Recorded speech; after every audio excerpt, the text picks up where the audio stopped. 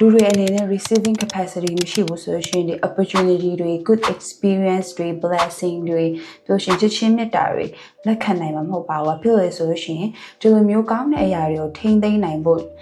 ကျူးတို့မှာဒီ container လုံလောက်မရှိဘူးပေါ့နော်ကျူးမသိသေးဘူးဆိုလို့ရှိရင်ကျူးကဒီ subconscious ကိုဘယ်လို reprogram ပြန်လုပ်မလဲပြီးလို့ personal development inner work ပေါ့နော်ပြီး healing အပိုင်းပေါ့နော်ဒီလိုမျိုးအကြောင်းအရာတွေကိုမျှဝေပေးနေရဖြစ်ပါတယ်ဆိုတော့ဒီလိုမျိုးအကြောင်းအရာတွေကိုစိတ်ဝင်စားလို့ရှိရင်ကျူရဲ့ channel လေးကို subscribe လုပ်ထားလို့ရပါတယ်ဆိုတော့ receiving capacity ကိုပြောခင်မှာကျူတို့ရဲ့အရင်အဆုံး subconscious mind ကိုပြောမှရပါမယ် subconscious mind ဆိုတာဘာလဲဆိုလို့ရှိရင်ကျူတို့ရဲ့ belief တွေလောကမြင်တဲ့အမြင်တွေကိုယ့်ရဲ့ value တွေကိုယ့်ရဲ့ long term memory တွေဒါ keep လုပ်ထားတဲ့နေရာပေါ့နော်ဆိုတော့ဒီ subconscious mind ဆိုတာကသူ့မှာ logical thinking သူ့မှာမလုပ်နိုင်ဘူးသူက logical ဒီအတွေးတွေမရှိဘူး။ तू ကဘာပဲလုပ်နိုင်လဲဆိုရင် receive ပဲလုပ်နိုင်တယ်။ဘာပဲလာဘလို့အတွေးပဲလာဘလို့ information ပဲလာဒါကတော့နားထောင်တင်တယ်နားမထောင်တင်ဘူးဒါကတော့လက်ခံတင်တယ်လက်မခံတင်ဘူးဆိုတာမသိဘူး။ဒီ subconscious mind ဆိုရင်ဘာပဲလာ receive လုပ်လိုက်တယ်ပေါ့နော်။ဆိုတော့ subconscious mind ကဘယ်ချိန်မှာ active အဖြစ်ဆုံးလဲဆိုလို့ရှိရင်ဒီမွေးခါစားကလေးအရွယ်ကနေအသက်9နှစ်ထိပေါ့နော်အဲ့အရွယ်တွေမှာဆိုရှင် subconscious mind ကအရန်ကို active ဖြစ်တယ်အဲ့တော့ဒီလိုမျိုးအသက်9နှစ်အောက်အရွယ်တွေကိုစကားပြောတဲ့အချိန်မှာဒါမှမဟုတ်ရှင်လေသူတို့တွင်တင်ဆုံးမတဲ့အခါမှာအရန်ကိုသတိထားရမယ်ပေါ့နော်ဘာဖြစ်လို့လဲဆိုတော့ကိုယ့်ရဲ့ပုံစံအပြုတ်မှုအတွေးတွေပေါ့နော် belief တွေကသူတို့ကreceive လုပ်လိုက်တယ် receive လုပ်လိုက်ပြီးတော့သူတို့ရဲ့ personality ဖြစ်သွားတယ်ပေါ့နော်ဖြစ်သွားတဲ့ခါကျတော့သူတို့လောကအမြင်တဲ့အမြင်တွေအိမ်မှာသူတို့ဖြစ်လာရတယ်ဆိုတော့လူတွေအနေနဲ့ငငယ်ကလေးကနေသင်ယူခဲ့ရတဲ့ belief တွေရှိရ value တွေရှိရပတ်စံဆိုခက်ခဲရှာရမယ်တို့ဒါလိုမျိုးပေါ့နော်ဒါလို့ရှိရင်လည်းယောက်ျားလေးတွေကမငိုရဘူးတို့ဒါလိုမျိုး belief တွေ value တွေပေါ့နော်အဲ့ဒီကနေကျူးတို့တွေကဒီ identity ဆိုပြီးတော့ဖြစ်တည်လာတာပေါ့နော်ဆိုတော့ကိုယ့်ရဲ့ပတ်ဝန်းကျင်မှာဒီလူတွေကကိုယ့်ကိုကူညီပေးချင်တဲ့သူတွေရှိမယ်ဒါလို့ရှိရင်လည်းကိုယ့်ကိုဆွဲချချင်တဲ့သူရှိမယ်အဲ့တော့ထားလိုက်ပါတော့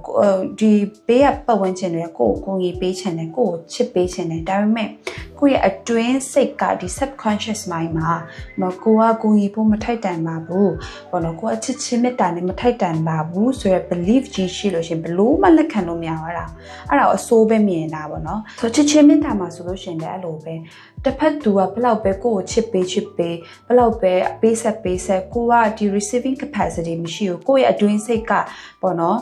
ဒီချစ်ချင်းမေတ္တာနဲ့မထိုက်တန်ဘူးတနေ့နေ့မှာလူတွေကငါ့ကိုထားသွားမှာပဲဆိုရယ်အတွင်းစိတ်ရှိလို့ရှိရင်ဘယ်လို့မှလက်ခံလို့မရဘူးအဲ့လိုနဲ့ဒီ argument တွေဖြစ်မယ်ပေါ့နော် break up ဖြစ်တာတွေဖြစ်မယ်အဲ့တော့ကိုယ်မှာ receiving capacity ရှိဖို့ဆိုရင်ကိုယ့်ရဲ့ subconscious mind ကိုယ့်ရဲ့အတွင်းစိတ်က belief တွေ value တွေကိုပြန်ဆန်းစစ်မှရပါမယ်ပေါ့နော်ဥပမာအနေနဲ့ပြောရမယ်ဆိုရင်ကိုယ့်ရဲ့အတွင်းစိတ်လေးမှာချစ်ချင်းမေတ္တာဆိုတာခက်ခဲနဲ့လှုပ်ယူရမယ်ဆိုတော့ဒီ belief ရှိလို့ရှိရင်ချစ်ချင်းမေတ္တာနဲ့ပတ်သက်ပြီးအရန်ကို block ဖြစ်မယ်ပေါ့နော်အဲ့တော့ဘယ်လို reprogram ပြန်လုပ်မလဲဆိုလို့ရှိရင်ဒီ subconscious mind အရန်အားကောင်းတဲ့အချိန်ရှိရဲအဲ့ဒါကဘေးချိန်တွေလဲဆိုရှင်မနဲ့အိယာထချင်းနဲ့ညဘက်အိယာဝင်တဲ့ချိန်ပေါ့နော်အဲ့ချိန်မှာအရန်ကိုဒီ subconscious mind ကပွင့်နေတယ်ပေါ့နော်အဲ့ချိန်မှာ program ပြန်လုပ်လို့ရတယ်အဲ့ချိန်တွေမှာကိုကချစ်ချင်းမေတ္တာနဲ့ထိတ်တန်ပါတယ်ပေါ့နော်ကိုက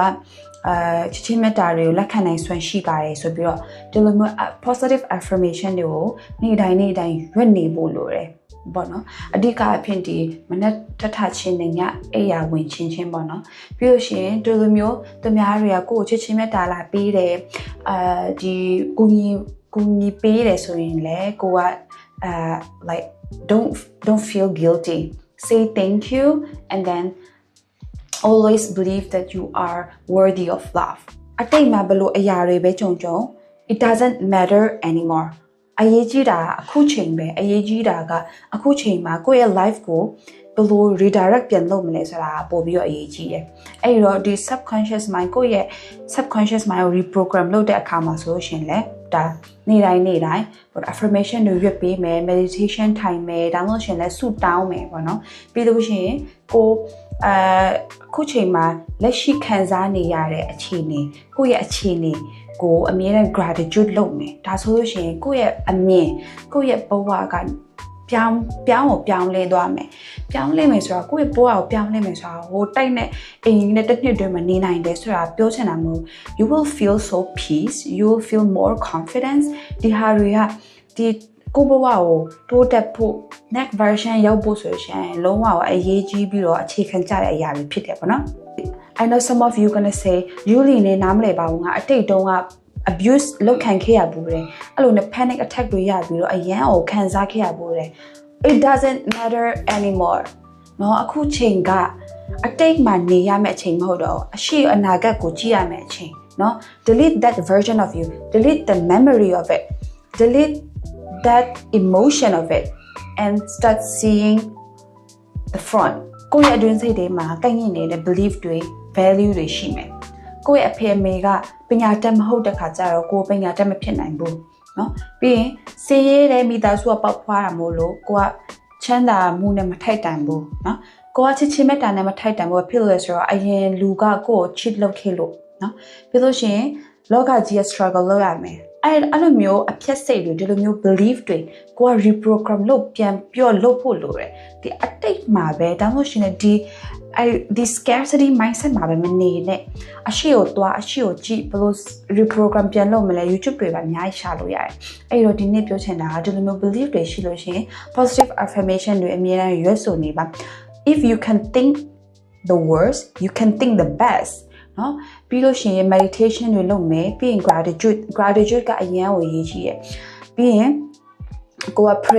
praying တွေလုပ်မယ်ဒါဘာသာရေးကိုလိုက်စားနေပေါ့ကွယ်ဒါကကိုယ့်ရဲ့နောက်တစ်ဆင့်ကိုရောက်ဖို့အတွက်အရန်ကိုအရေးကြီးပြီးအခြေခံကြတဲ့အရာတွေဖြစ်တယ်ဒီဗီဒီယိုလေးကကိုယ့်အတွက်ကြိုးရှိစေမယ်လို့ထင်ပါတယ်ဒီဗီဒီယိုလေးကိုသဘောကျတဲ့အချက်တစ်ချက်ဆိုလို့ရှိရင်မဖြစ်မလဲ comment မှာရေးပေးခဲ့ပါအောင်နောက်ဗီဒီယိုတွေမှာပြန်တွေ့ပါမယ် have a nice day